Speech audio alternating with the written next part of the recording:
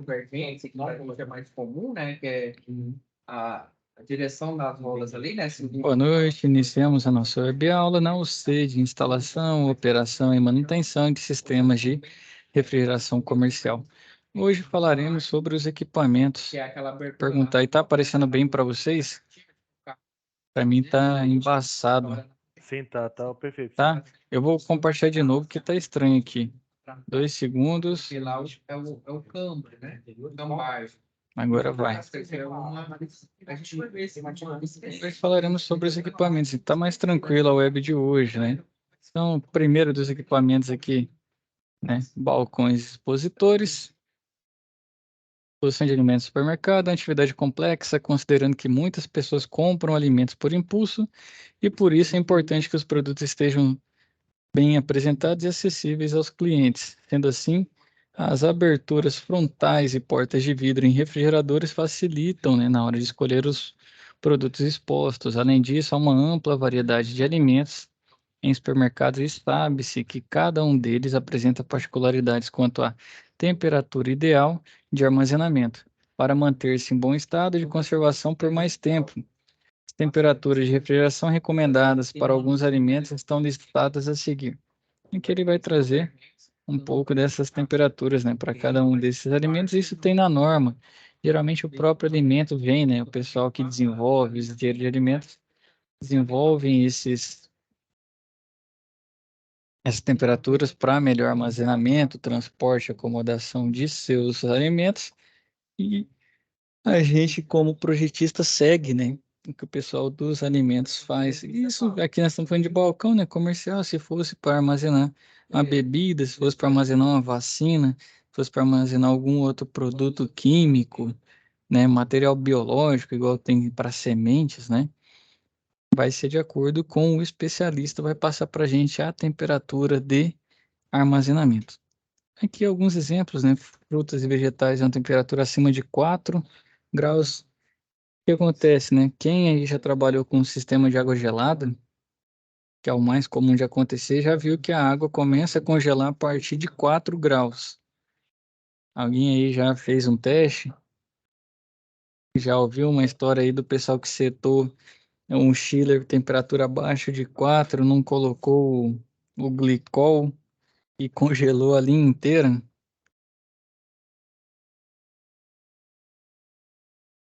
Alguém já viu um caso desse? Só ouvi falar, só. Já ouviu falar, né, Thiago? Exatamente. Então, acontece. Você conhece o Françoel? Não entendi. Você já ouviu falar do Françoel? Françoel, não. Ele é bem conhecido nessa questão do Chile aí. Uma vez eu fui com ele lá no Hospital das Clínicas fazer, aí ele me mostrou, foi através de um dreno na época, quando eu estava começando na área ainda. É como se fosse uma parte de drenagem lá. Ele abriu uma torneira que tinha lá no chiller, e aí eu peguei a água que estava passando pelo chiller, sabe? Cara, é gelado demais. Se ele consegue colocar... Pode falar?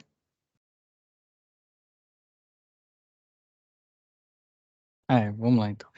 Se ele coloca o glicol, o que acontece? Ele abaixa a temperatura de congelamento da água, né? Esse produto químico. Se ele coloca, ele consegue chegar a temperaturas ali próximas a zero, geralmente para ter uma melhor eficiência térmica. Mas tem locais que o pessoal não faz uso de modo adequado e a água começa a congelar a partir de 4 graus. Então, se vai congelando, você está mudando o tipo de fluido, passando do estado líquido para o sólido, e a tubulação não consegue conviver bem com isso, né? Com a água se solidificando. Então, isso afeta muito a tubulação. Então, aqui, frutas e vegetais também, para não congelar, né? Você quer só manter ela nas condições ideais, e aí tem os aspectos que o pessoal de alimentos vai saber explicar melhor. Então, a temperatura adequada é 4,4. Laticínios, aí vai, né? Carnes, -2, alimentos comercializados em delicatessen, né? Acho que isso aqui é umas confeitarias, faz bolo, estranho. Polpa de fruta congelada, alimento congelado e sorvete. Então, você vê que são temperaturas bastante baixas, né? Muitas vezes a gente vai precisar de sistema de cascata, se for o caso, ou sistemas com 2 estágios, ou que o nosso, como fala, que o nosso alimento já entre numa temperatura bastante baixa, né? Então ele vai entrar no freezer numa temperatura baixa, que é o comum, né? Pegando aqui esses que estão a -20, até porque se ele chegar numa temperatura ambiente, ele já derreteu, né? Se for um alimento, ele já começa a deteriorar, se for sorvete, já derreteu também. Então ele já entra com uma temperatura baixa, né? Muitas vezes aí próximo a 0 graus ou negativa, para que não tenha uma grande variação de carga térmica, uma carga térmica muito elevada que o nosso equipamento não consiga tirar. Então, o primeiro aqui, né, são os balcões expositores verticais, equipados ou equipamentos muito utilizados em mercados para conservação de alimentos resfriados, como laticínios e vegetais. Então, tá uma fotinha dele aí, mais comum mesmo para alguns utilizam, né, para colocar uma carne ali de venda rápida, embalou uma quantidade menor, frutas, verduras, algumas bebidas também que o pessoal já pega e sai rápido. Ele tem um problema que é a troca de calor por convecção, né, com o ar ambiente aqui, porque ele não tem nenhuma barreira em si. Então ele precisa estar sempre basicamente com uma cortina de ar, né? Então, esse tipo de balcão expositor apresenta um fluxo contínuo de ar na parte superior do equipamento, que é forçado através de uma grelha denominada de favo de mel no topo do condicionador. O ar é dirigido para baixo na parte frontal do equipamento e é aspirado por orifícios de retorno localizados na parte inferior da abertura do balcão. A corrente de ar não apenas refrigera os alimentos expostos, como também fornece uma cortina de ar que impede a entrada do ar quente do ambiente frente à área de exposição aberta. E até também outras peculiaridades, né? Poeira e alguns elementos também que a cortina vai proteger. Então, esse tipo de equipamento, devido à construção vertical, necessita de várias cortinas de ar. Perceba na figura, né, a seguir intitulada como funcionamento da cortina de ar do expositor vertical aberto. Então, esse aqui ele vai estar por todo o tempo, né? Como ele está soprando esse ar, creio que deva ter um controle para verificar como está essa temperatura, mas a cortina em si tem que estar sempre soprando, porque se ela parar, vai equilibrar a temperatura com o ar ambiente e vai subir bastante. Então, equipamento muito utilizado, né? Praticamente todo supermercado aí você vai encontrar um equipamento desse. Se a cortina de ar for interrompida em um expositor aberto, este perderá sua capacidade de refrigerar, o que pode ocorrer devido à sujeira nos favos de mel, problemas na ventilação ou empilhamento inadequado dos produtos dentro do balcão expositor. No entanto, né, a maioria dos balcões expositores verticais atuais possuem portas de vidro que são mais eficientes do que os abertos, justamente porque não precisa que essa cortina fique full, né?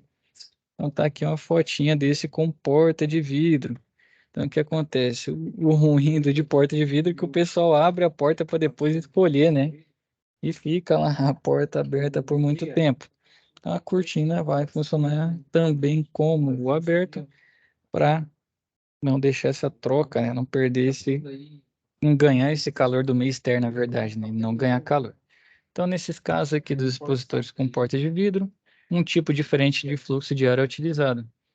Serpentinas são muito eficazes em locais em que elevada umidade na vitrine é essencial para impedir o ressecamento dos produtos. E quando o ar passa pelos produtos alimentícios descobertos, pode retirar sua umidade, é convecção, né? Provocando ressecamento. Então, já uma circulação suave de ar sobre os alimentos acarreta um efeito praticamente nulo em relação ao problema citado. Além disso, o projeto das serpentinas é tal que a temperatura do ar que as atravessa não é baixa o suficiente a ponto de remover grandes quantidades de água dos alimentos. Para isso, o evaporador é posicionado no ponto mais alto do equipamento e no interior do mesmo. Geralmente fica no topo, né? Vai ficar no topo aqui o nosso evaporador soprando esse ar que, por ser pesado também, né? O ar frio, ele vai descer. E quando abre a porta também aciona, né? A cortina que vai impedir. São 2 equipamentos. Geralmente esses equipamentos têm um lado bom, tanto um como o outro, que é um termostato, né? Ele vai mostrar para você a temperatura que está sendo medida naquele momento. Isso ajuda muito na manutenção, porque muitas vezes você não precisa ficar acompanhando o tempo inteiro. O próprio operador, quem faz o reabastecimento desses freezer e tudo mais, ele consegue, passa ali, olha, qual que é a temperatura normal? Ah, vamos dizer que seja, ou tá lá, para frutas e vegetais. Então, 4,4. Vamos setar entre 4 e 6. Beleza. Se ele passa lá, tá 8, tá 9, ele já consegue avisar, né? Você pode implementar outros elementos também para mandar, às vezes, uma mensagem, a ligação. Isso aí depende muito do nível de automação que você coloca no seu elemento. Mas praticamente todos vêm com termostato mostrando a temperatura que está dentro do mesmo. Outro elemento são os balcões expositores horizontais. São utilizados principalmente devido ao fato de que o ar frio desce, permanecendo no interior do equipamento e dispensando o uso de outras técnicas para a manutenção do ar frio. Então, a figura a seguir exibe um balcão expositor horizontal. Então, horizontal, o que muda? Ele não vai ter essa cortina de ar, né? Quando você abre. Então, esse aqui é um dos mais comuns no mercado, que a gente estava até falando na última, né? Quem que passa fechando aí quando está aberto, né? Ajudar o pessoal do mercado a economizar energia. Então, é justamente por isso, que senão ele vai ficar trocando calor ali, vai entrar, né? Por diferença de pressão, o ar externo e a máquina vai sofrer um pouco mais. Geralmente no mercado o pessoal só abre, né? Não tem o costume de fechar esse tipo de expositor. Vem com termostato também, que ajuda, né? A identificação de problemas caso ocorra.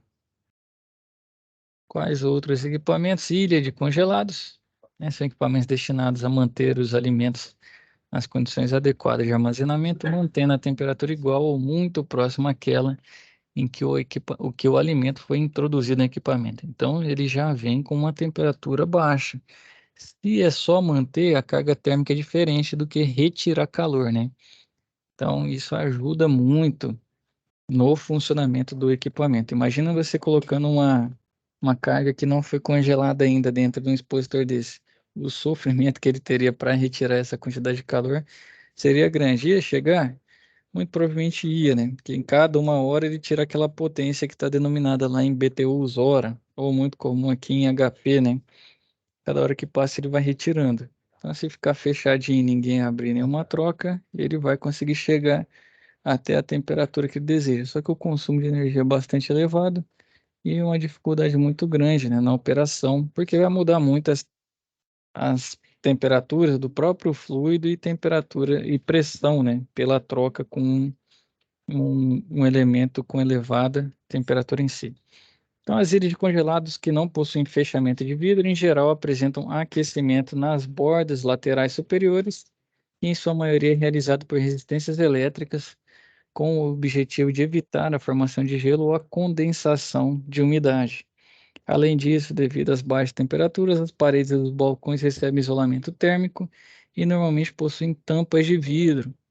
O sistema de refrigeração é instalado na parte inferior do compartimento de colocação de alimentos congelados. Nesse caso, né, o sistema de condensação é a ar, que está ali embutido, né, já na própria ilha. Outro elemento que a gente tem nessa área comercial são as picoleteiras e sorveteiras. São equipamentos que apresentam perfil de utilização sazonal, tendo grande utilização por empresas produtoras de picolés e sorvetes em períodos de condições climáticas caracterizadas por altas temperaturas. Sobre as picoleteiras, né? Possuem em geral um tanque de álcool ou salmoura, as formas de picolé ficam posicionadas dentro do tanque e o formato deste determina a quantidade de formas com as quais a máquina consegue trabalhar ao mesmo tempo. Está mostrando a picoleteira. Quando ela é acionada, o sistema de refrigeração reduz a temperatura do álcool ou da solução entre as formas e é movimentado no interior do tanque através de um agitador até atingir temperaturas próximas a 20 menos 25 graus Celsius. As sorveteiras, né, possuem em geral um recipiente na parte superior, onde o produto preparado para a elaboração do sorvete deve ser colocado. Então, a parte externa desse recipiente é o evaporador do sistema de refrigeração que reduz a temperatura do sorvete, enquanto o mesmo é batido por um agitador. O movimento do produto quando agitado em contato com a parede fria ocasiona a formação do sorvete. Nesses equipamentos, o processo de produção é por bateladas e a quantidade e o tempo de produção variam de acordo com o porte, né? Com a potência desse equipamento, o volume e tudo mais. Outro tipo de equipamento é a produção de gelo, né? Fábrica de gelo. Quando é gelo em cubo. Então, no processo de produção de gelo em cubo, somente a água congela. Os minerais e as outras impurezas permanecem na solução e são expelidos durante o ciclo de desprendimento do gelo. O ar e o cloro, também presentes no abastecimento de água, tendem a evaporar e sair do produto, resultando assim em gelo potável de elevada pureza. Aqui mostra a figura 8 do gelo em cubo.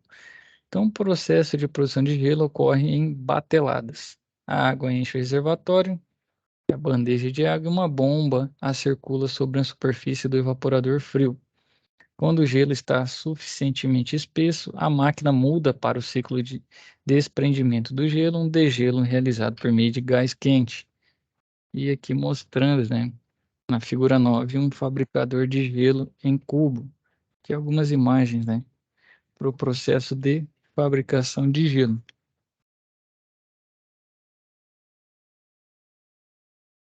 Outro tipo de gelo são gelos em escamas finas, usado principalmente para exposição de vários tipos de alimentos, como peixes e até travessas de saladas, oferecendo excelente refrigeração das mercadorias. Veja aí a figura, né? Quem tiver com fome aí já está vendo um peixinho aí, ó. A figura que segue a conservação de alimentos utilizando gelo em escamas finas. É importante ressaltar que o gelo em escamas ou flocos derrete mais rapidamente que o gelo em cubo, em razão do ar e de outras impurezas que podem ter ficado presas a ele durante o processo de formação. Esses fabricadores, né, escamas finas ou flocos, possuem um longo cilindro cheio de água. O evaporador é a parte do cilindro. Uma broca de aço inoxidável gira no centro do mesmo, os movimentos da broca raspam, juntam e comprimem os flocos de gelo que se formam na água, movimentando-os para cima do cilindro e forçando-os para fora por meio de um tubo inclinado para o interior do recipiente de armazenamento. Com as imagens de gelo em escama, né? E temos ele também com escama grossa.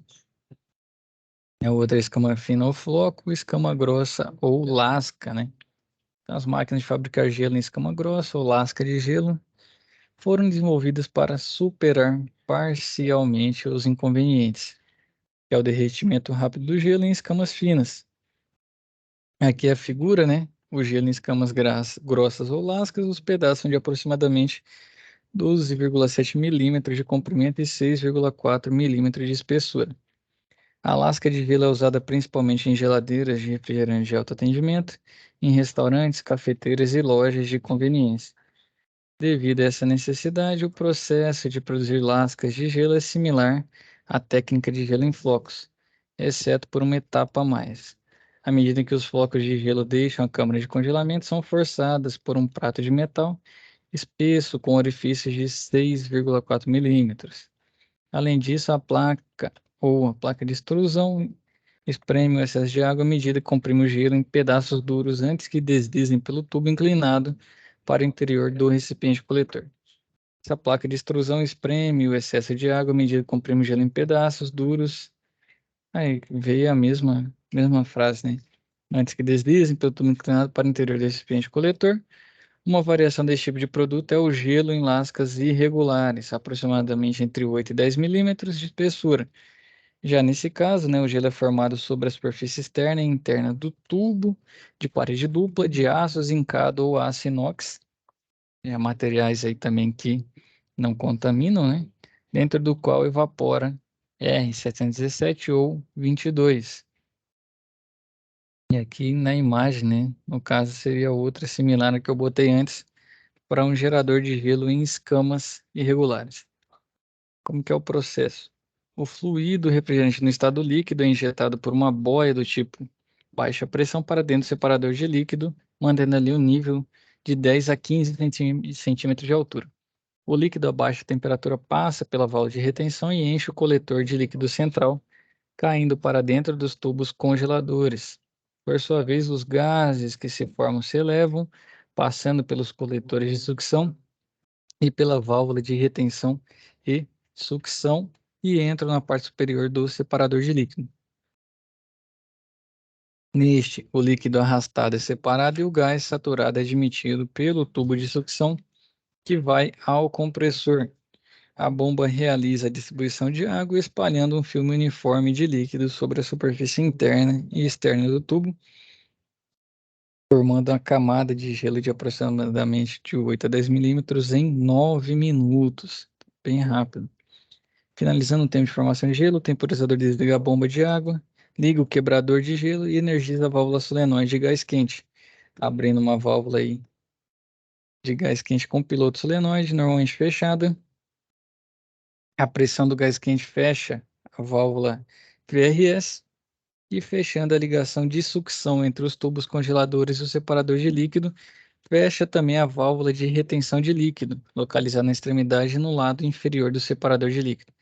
Além disso, o gás quente, por sua vez, desloca o líquido frio dos tubos ao separador de líquido pelos estranguladores de drenagem existentes em cada tubo, aquecendo-os, desprendendo o gelo e fazendo cair sobre o quebrador e posteriormente ao silo. Em menos de um minuto, todos os tubos ficam livres de gelo, o relé de degelo é regulado para iniciar novo ciclo de formação, desenergizando a válvula piloto normalmente aberta, ligando a bomba e parando o quebrador. Para que o processo continue em poucos segundos, é absolutamente necessário que não haja ar no sistema.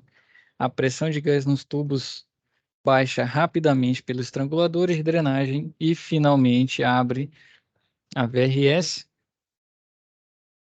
que é a válvula piloto, equilibrando instantaneamente a pressão com o separador de líquido, proporcionando assim condições para que o líquido frio armazenado no separador caia dentro dos tubos pela válvula de retenção, reiniciando em poucos segundos o novo congelamento. Então, todo o processo é esse aqui para gelo em escama grossa, mas mudaria um raspador, outro quebrador para o outro tipo de escama também, que seria o flocos, né, a escama fina. E o gelo em barra, o equipamento convencional para fabricação de gelo em barra é constituído por um tanque de aproximadamente 1,8 metros de profundidade com 2 compartimentos cheios de salmoura, um contendo o evaporador e o outro as formas cheias de água congelada. Além disso, a salmoura tem seu movimento produzido por um agitador ou bomba que mantém velocidade de 0,15 metros por segundo no compartimento de congelamento e 0,75 metros por segundo no compartimento dos evaporadores. Os moldes são agrupados por meio de armações em linhas paralelas que abrangem toda a largura do tanque. Para suspendê-las, adota-se comumente uma ponte rolante que desloca uma linha inteira de molde de cada vez, permitindo o seu enchimento com água potável, a colocação no tanque de congelamento e o deslocamento para o tanque de desmoldagem, logo que o gelo é feito, e assim sucessivamente. Os moldes são troncos de pirâmides invertidas para facilitar a retirada deste gelo. Então, falando um pouquinho sobre esses tipos de elementos aqui na nossa UC, né? Vai linkar com a outra também, então é quase uma continuidade, a próxima que seriam os industriais, só que de maior porte. A gente acabou falando muita coisa também, certinho? Pergunta para vocês sobre esse conteúdo de hoje. Tranquilo? Creio que muitos de vocês já viram lá no presencial, né? Na escola. Wellington, você ia falar? Não, eu abri aqui e ia pensar o que ia falar, mas eu esqueci. Mas não tá tranquilo não, né, professor? O trem é meio complexo, questão até de... Eu senti até uma certa dificuldade, a questão do programador lá, né, O Fogaldi? não sei se é o Fugalge. Algum similar. Nós pegou lá um que o rapaz colocou um motor de geladeira lá e fez um freezer, a câmera frigorífica, né? Hum. Aí, para você regular ele, não tinha como você regular ele. Até o professor não passou o passo a passo de entrar na configuração dele. Você até certamente fica com medo de desregular também, né? A máquina, né? Deixa eu ver se eu consigo pegar um manual aqui, se não vai bloquear. Que agora se você pegar um manual, você vai ver que não tem muito mistério na configuração se for um full gauge mesmo. Tá com Não, algum certo. problema no site da full gauge aqui. Na hora que eu coloco o site não foi encontrada. É, deve ter manutenção. Deixa eu mostrar para você aqui, então. Peguei esse aqui, tem manual em... Olha lá, o site não foi encontrado. A full gauge está com algum problema. Eu sei que eles têm os manuais mais tranquilos de se manusear. Deixa eu ver se... Esse aqui tem que pagar. Deixa eu ver na Rio Control aqui.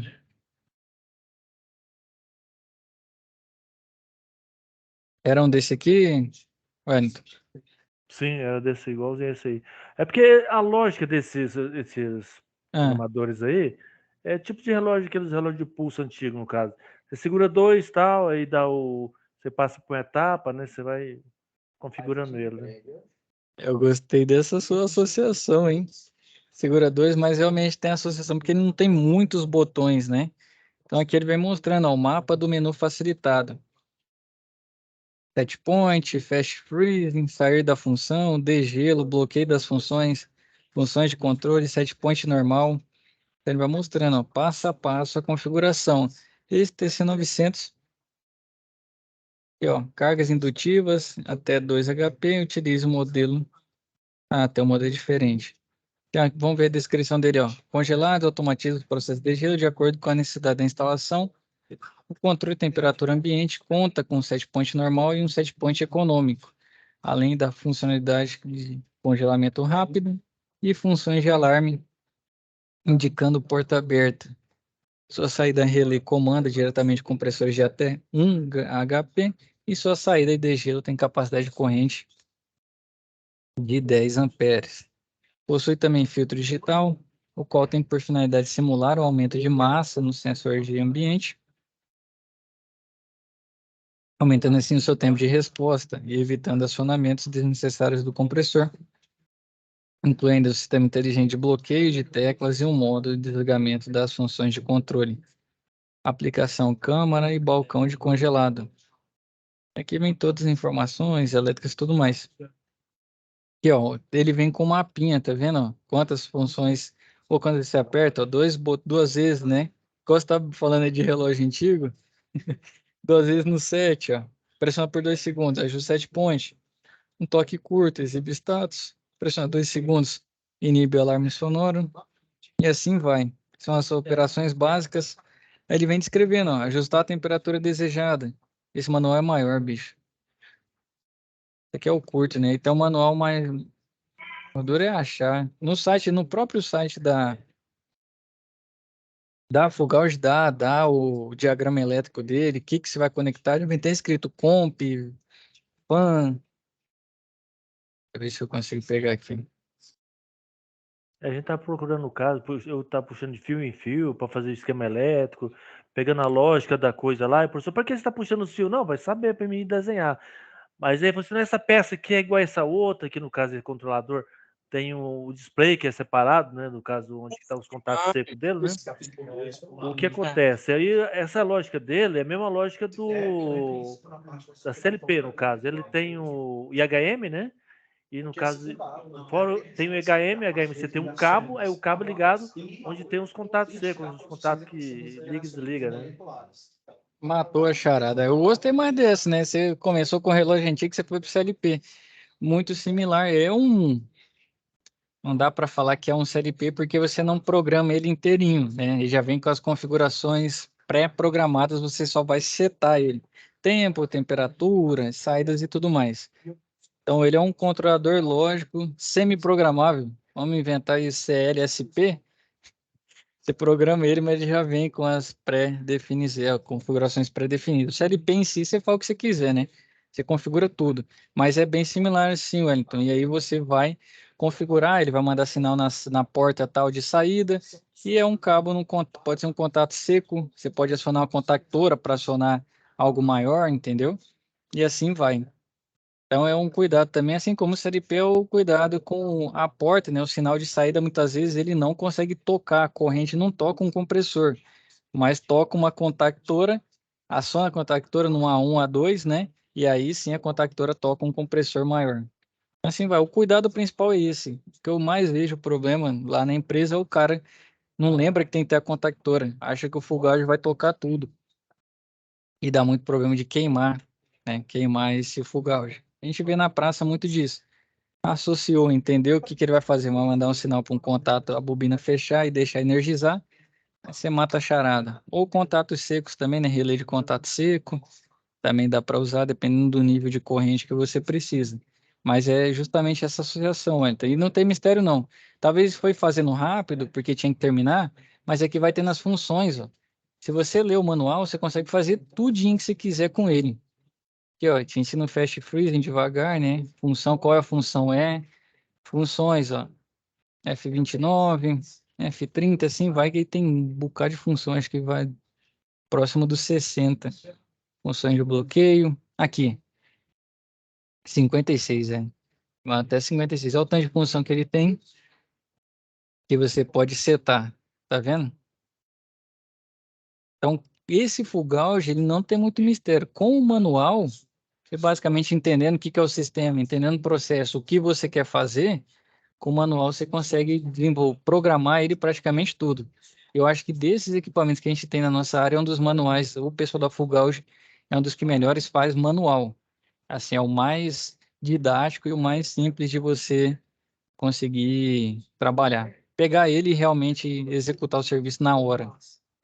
Não, igual lá, teve um caso da LG lá, o pessoal, esse que não tem conectividade, esse que não tem conectividade, né? Não, tudo bem que não tem conectividade, né? Mas às vezes Uhum. no caso a pessoa pensa que comprar uma Alexa resolve o problema. Não resolve a Alexa, não resolve. Por quê? Tem que ter, no caso, o aparelho que conecta com ela. Mas tem muitos aparelhos antigos que não conectam com a Alexa. O que acontece? A pessoa tem que comprar, no caso, um Sonoff, que seria, no caso, contato seco, que a Alexa enxerga ele. Às vezes você tem que comprar um Broodlink, né? Broodlink, no caso, essa peça, ele faz conexão infravermelho e, no caso, como que é? Infravermelho e... Não sei, é wireless? Não, não, Bluetooth? não. É porque o controle remoto, tem o controle remoto por Infravermelho? infravermelho e... Esqueci, não tem lá. Então tem um aparelhinho que pega as duas conexões, né, no Uhum. caso. Aí você compra a Alexa, compra essa peça e você coloca qualquer televisão, você coloca, qualquer, no caso, ar-condicionado você coloca, né? Fica mais fácil, né? Mas em vez de você comprar uma luminária, compra uma luminária de R$ 500, uma luminária de R$ 600, um Sonoff resolveria, um Sonoff de R$ 50. Essa parte de automação, eu tô vendo que você tá afiado aí, mas, como você estava dizendo do full gauge, né? Exatamente, alguns elementos você tem que fazer toda essa implementação, pegar tecnologias disponíveis, uma com outra, porque o acionamento da máquina, né, não é compatível da forma que você disse. E aqui o full gauge, ele serve para quem é entusiasta aí da parte automotiva, o cara quer mexer na injeção do carro dele, os modos, né, pega aqueles FT lá, aqueles controladores da Fulltech. É basicamente isso. Não é um CLP, porque não está livre para programar do jeito que você quer, mas ele já vem bem especificado, bem específico. Hoje é tudo Wi-Fi, né, Robson? Exatamente. Então vem muito específico, né? Então o full gauge. E além disso, você viu aqui, né, o tanto de função que ele tem, basicamente tudo que você precisa para controlar uma câmara fria ou um balcão de congelado, tem uns que tem conexão Wi-Fi também. Então, muitas vezes ele manda, você tá com a máquina aqui, vamos dizer que eu tô aqui no Senai com a máquina, e um cara no supervisor, ou na onde quiser do mundo, né, que tem conexão com a internet, está acompanhando os parâmetros e as conexões. Então, o full gauge, nessa área aí, por isso que fala tanto full gauge, full gauge, full gauge, é porque a full gauge é diferente. Cara, lá na empresa a gente não comprou de outro ainda, né? Foi só full gauge. são bons, confiáveis, fáceis de encontrar. O preço ali, como não compara muito, eu não sei dos outros, né? Tem outros controladores também. E o outro ponto é esse manual, cara, que é muito facilitado. Eu falo para vocês que essa parte aqui do Fugalge em si não vai ter muito mistério, não. Aí, ó, tá vendo aqui que no diagramazinho ele já vem o contato que é do compressor, contato dos fãs. Depois, se tiver curiosidade aí, você baixa esse aqui, Wellington, e dá uma lida nele. Se for no próximo encontro, você já vai estar mais tranquilo na hora de manusear. E aproveitar, deixa eu mostrar um outro slide aqui. O problema é chegar lá na aula e topar de cara com um trem cheio de fio, aí você tem que pensar, olhar, até você pegar o raciocínio da coisa, né? Vai lá no Fugalge, olha na saída do Fugalge, qual que é a saída e acompanha, que eu acho que é mais fácil de encontrar o que é cada um desses fios. Outra coisa que eu queria mostrar para vocês é isso aqui. Ele tá embaçado. Pode tirar de novo. O que tá acontecendo no Jutinho está deixando tudo embaçado. Tá aqui, né? Qual que é o planejamento para o próximo encontro presencial de vocês, que, salvo engano, é no próximo sábado, né? Aqui, ó, trazer para vocês já chegarem cientes, né, do que vai ser feito. Então, é materiais de manutenção, sistemas, avaliação, tudo envolvendo os conhecimentos, envolvendo essa área. Estratégia da aula, né? Grupos de até 5 realizarão desmontagem e montagem do compressor do tipo aberto do kit didático 4. Os grupos deverão seguir o passo a passo descrito na apresentação ou no livro didático. O professor, por sua vez, avaliará os grupos, verificando se os mesmos estão seguindo corretamente os procedimentos de montagem e desmontagens dos compressores do tipo aberto. Então, vai linkar um pouco com o C anterior. Aqui é aplicada, né, a parte comercial, mas o planejado é esse aqui, ó. Montagem e desmontagem desses compressores. Então, é muito mais habilidade manual, né? Habilidade de entender como que funciona o elemento. E se tiver dificuldade, dica, para quem está desmontando a primeira vez, grava, né? Grava um vídeo desmontando que facilita demais na hora de montar. Não vai sobrar parafuso, não vai sobrar outro elemento mecânico, vai dar tudo certo. Certinho, Wellington? Aquela hora eu esqueci de perguntar se eu respondi sua questão lá que você está falando do Fugalge. Não, sim, eu vou abaixar, no caso. Tenta Manual. amanhã, que hoje deu pau no site da Fugalge. O da Fugalge é mais legal que você vê os diferentes modelos, e aí você consegue até achar o modelo que você usou lá no dia. Não sei o que deu no site deles, não. Você viu que eu estava tentando entrar, o site não estava sendo encontrado, né? Tenta de casa também, às vezes, alguma barreira aqui da intranet do Senai que não deixa entrar. O Roberto ia falar? Roberto, à vontade, meu rei. Não, só dando pitaco mesmo. O Elton hoje conversou demais, atrapalhou até nós conversar. O Roberto tá vivendo a fase tranquila do ano, né, Roberto? Agora, Ah, nada, moço. Vocês eram a friozinho merda, aí. servi demais da conta. É, mas agora é mais tranquilo, né? Sem a pressão maluca na cabeça. Não tem nem o Wellington reclamando de você hoje. Dispensar, cortaram 580 linhas de telefone de internet, de comunicação de modem com a central de medição lá. Né? Tem que subir em 580 conjunto de medição no poste para trocar chip. Pensa. E é jogo rápido, tem que ser até no meio do mês. O estado É, inteiro. vão rachar os seis então, hein? Pessoal, Tá feio. pergunta. É, no esse aí não tem jeito, hein? Agora, ô Lucas, fala, Lucas, vontade. Lá, o professor lá falou que aquela aula que a gente perdeu lá, ele jogou a bomba para cima de você. Lucas, ninguém tá ouvindo nada, não. Fala mais alto aí. Eu ouvi. E não foi coisa boa, não. Fala perto do trem, Só, Eu ouvi, não foi coisa boa, não. Aí ele falou, não, o professor tem que fazer uma atividade para vocês lá e não sei o quê. E o Marcos saiu, deixou nós na mão e aí ficou essa bagunça. E o outro lá que entrou não resolveu nada. E aí Ah, falou, não, é. porque isso é o professor. Você falou que jogou a bomba para cima de você. Falei, Vamos ah, não, lá. o povo lá. Não, Vou aconteceu. vou dar um conselho aí, professor. Bomba esse Ah, pessoal aí que não foi na aula, tá?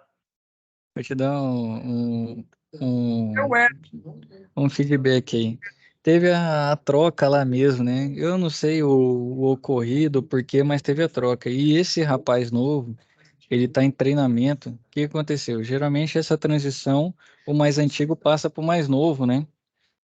E pelo jeito, eu não sei como que tá sendo lá, mas o pessoal daqui tá treinando ele, junto com, como ele não teve esse subsídio, né? O pessoal daqui da unidade que eu trabalho, que chama NIAD, né? Que só faz a parte EAD, tava ajudando ele. Eu vi o pessoal fazendo essa semana, um colega aqui do lado, tô olhando nele, o pessoal fez essa semana já dois, semana passada tinha feito mais duas reuniões, passando para ele como que funciona e tudo mais. Nesse primeiro momento, vocês pegaram ele lá de calça curta, né? Então ele realmente não sabia. Mas agora com o pessoal dando instrução para ele vai melhorar. Então tem uma mudança de. Não foi só dele, não. Acho que teve uma mudança numa pessoa acima dele lá no Colorado também. A nossa esperança é que melhore, né? Agora, com relação ao encontro presencial, se eu pudesse dar pitaco, acho que eu não tinha. Eu mesmo tinha ido dar essa aula, moço, para não virar esses constrangimentos gigantescos que já fizeram, né? Que já ocorreu. Mas eu não posso dar pitaco nenhum. Já tem mas o 300 anos que a gente tá dando essa. não tem. Mas é Aí porque o ele não Marcos, sabia. Ele deve ter falado né, isso, Lucas, porque ele não sabia ainda. quem sabia isso foi o professor mesmo, foi o Gleibson, sabia disso, e ele falou desse jeitinho pra gente, falou pra mim, pro Robson e pro Elin. Ele, Falou fa- pra gente desse, não, ele falou o quê? falou que não tinha o que fazer, que a aula não ia repor, quem tinha que fazer, aplicar uma atividade era você, e desse jeito. Não, a escola faz recuperação. Acho que alguns colegas já fizeram recuperação, né? Ocorre recuperação, sim, quando tem essas divergências. Mas é mais fácil resolver com o Luan, né? Eu não tenho, A eu não gente, posso. Senão eu vou te dar nota. Quanto você quer de nota, Lucas? Vou aproveitar, tá até gravado aqui. Se eu pudesse. professor, mas é o seguinte, é porque a gente conversou com o Juan lá no dia, ele falou que ia Ah, resolver, que anotou lá, via ele anotando papelzinho, mas não resolveu. provavelmente ele vai marcar ainda, né? Aí entra outra ponta, que ele tem que organizar com os professores do presencial para remarcar essa data. E aí que tá o impasse dele, né? Se um dos professores do presencial já estava falando isso, muito provavelmente quando o Luan pedir, a resposta eu acho que não vai ser tão diferente, né? Então, mas isso é problema interno lá da unidade. Eu não consigo te prometer nada, porque já tiveram um monte de promessa aí, a gente tá cansado de conversar sobre isso, mas eu vou falar com o Luan, vou pedir quem tá acima de mim também dar uma lembrada nele, e muito provavelmente vão resolver, né? Creio eu, não posso prometer dizendo, mas o que já ocorreu anteriormente é fazer a recuperação. Então, elas farão É, a vamos, recuperação desse momento e a vida vai seguir. Vocês vão ser avaliados conforme essa aula de recuperação. Conforme eu faço recuperação aqui no online também, né? Quando não atinge a nota ou não fez, abre a recuperação e vocês fazem. É da mesma forma, tanto o presencial quanto o EAD. vamos É tentar isso ver aí, se a gente. provavelmente. Eu vou mandar um e-mail para ele. Quem é você? O Hélio Robson, né? Ô, Everton, que é o Hélio. Sim, Essa Hélio. questão que o Lucas está comentando aí, até o meu caso, tem um atestado que eu comentei com você numa aula retrasada aí, eu até repassei para ele lá. Ele até pegou o atestado, parece que ia passar para você, não sei se repassou, sabe? Chegou a comentar com você aí? Eu não dou nota para encontro presencial, se ele passar para mim ou não. É o que eu tô falando pra você, eu não consigo resolver nada. Lá, eu acho que eles já criaram uma cultura para tudo que der errado lá, ele jogar para cá, né? Eu tô achando que é isso, porque qualquer coisa que acontece, se lá cair uma telha lá, vão falar, ô, fala com o Everton do EAD, porque eu não tenho autonomia, cara. Já tá É ficando uma porque situação chata pra caramba, tá só essa questão jogando. é por causa da atividade prática, né? Que ele teve que. É porque foi feita lá e repassa, né? Uhum. Mas isso aí é igual o Não, eu Lucas vou tá mandar um falando, né? e-mail para Tem que ver ele. o que Eu que vou eles já mandar. podem passar, né? Eu acho que acontece, né? Como tá frente a frente, tete a tete, eu não sei como que é o controle emocional de cada um. Mas o mais fácil para responder para o aluno e ele ir embora é falar que vai resolver aqui. Mas infelizmente, de fato, isso vai ser até o fim do curso. Eu não tenho autonomia para dar nota em presencial, eu não tenho autonomia para palpitar, eu não tenho autonomia para mudar o que vai ser feito. Eu só alinho e passo para ele como que estão os alunos, né? Então esse é É, o não. trabalho, porque Vai ver nossa realmente cara lá de novo, sábado. Eu, o Robson e o Lucas, lá na sala dele. exatamente, é porque quem desenvolve isso. Eu vou mandar um e-mail para o Luan com o nome de vocês três, informando, Luan, o pessoal perdeu, até atestado tem, né? Então tem que marcar a recuperação aí para eles. Aí o professor do presencial decide. Se ele quiser passar uma atividade, acho que alguns alunos já recuperaram com atividade online, né? Aí depende muito. Como são 3 encontros, um dos 3 é importante, mas às vezes o professor lá julga que dá para fazer uma atividade. Aí vai depender dele, né? Do parecer dele. Mas eu vou mandar um e-mail sim para ele aqui falando sobre isso. E aí, creio que já no sábado ele vai ter uma outra tratativa sobre o caso. Como tá, Thiago? Isso aí é só falta de vontade de resolver o problema, professor. Porque tem dia lá que a aula prática acaba meio-dia e sobra o resto da tarde inteirinha. Podia pegar os meninos, colocar os meninos para fazer atividade. Da última vez também, meio período a gente fez, resolvia o problema e livrava da bomba. Mas prefere complicado que resolver o problema. Estou com esperança que agora, com essa mudança, né, essas 2 mudanças, realmente tem essa mudança de postura, Thiago. Que realmente eu acho que é mais simples, né? Você falou, ó, vamos procurar uma solução aqui, que eu acho que foi algum de vocês que falou essa frase, né? Não sei, mas depois que o leite tá derramado, não adianta mais chorar, né? O leite já foi derramado, não vai voltar. Então agora é hora de procurar a solução. Então, se todo mundo procurar uma solução, acho que vai ser a forma mais fácil. Vocês vão estar mais satisfeitos, né? E não vai criar esse tanto de transtorno. Mas de toda e qualquer forma, eu vou fazer aqui o e-mail, né? Colocar o nome dos 3 senhores aí ilustríssimos, Lucas, Hélio e Robson, informando ele essa necessidade. Foi o primeiro ou foi o segundo que vocês não foram? O primeiro, professor.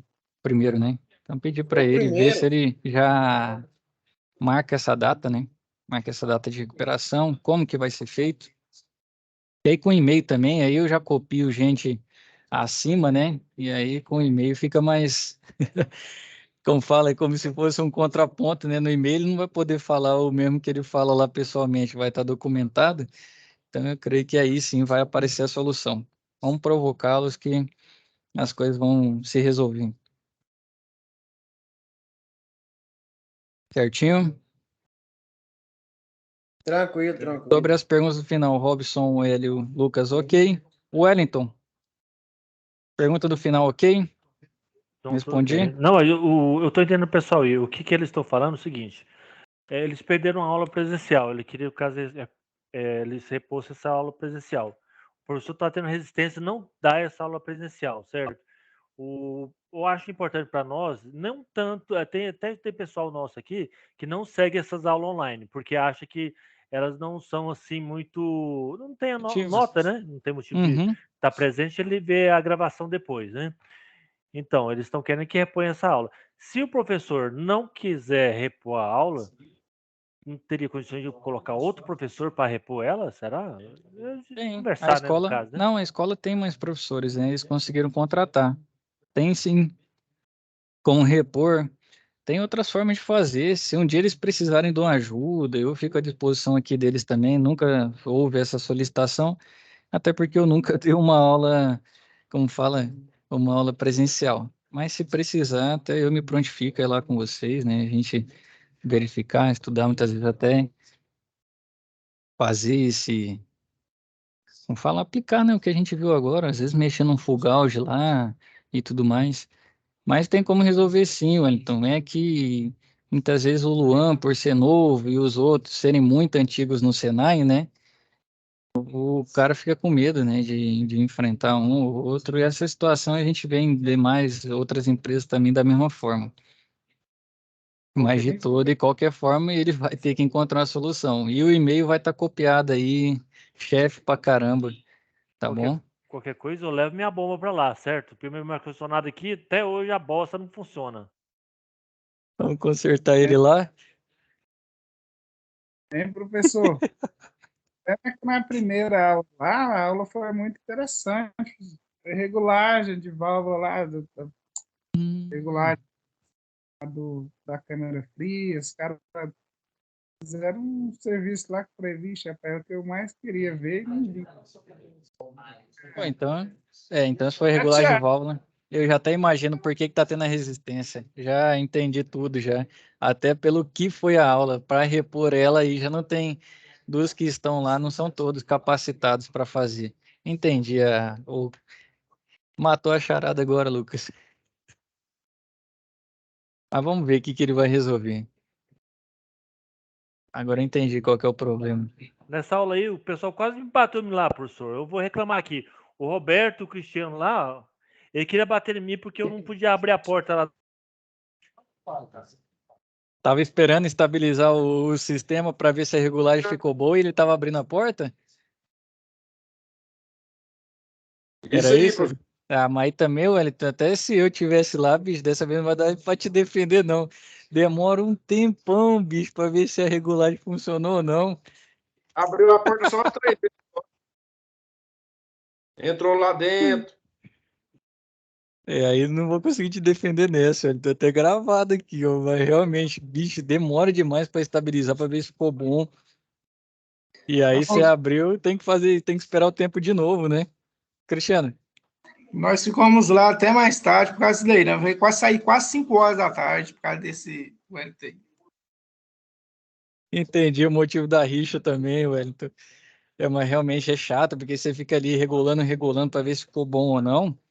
E demanda tempo, né? Para estabilizar, ver se tá legal ou não. E né, na hora que mexe com válvula, o mais chato é esperar o tempo para ver se tá bom ou não. Então, realmente, aí você tem um ponto agora que eu não vou conseguir te ajudar, Wellington. Aqui minha mulher bate em mim. Chego lá na escola, lá, os caras querem bater em mim, ué, eu tô danado aí. Você deu, não apanhou, né? Ficou só vigiando a porta pra você não mexer? Pessoal, então, respondido todo mundo. Vou mandar um e-mail agora, né, sobre esses 3 senhores aí para o pessoal, tá bom? Então, de toda e qualquer forma, né, agradeço aí a presença de cada um. Desejo aos senhores aí boa semana, bons estudos, fiquem com Deus e até a nossa próxima web aula. Amém, Valeu, boa noite. boa Valeu, noite. tchau, tchau. Boa noite.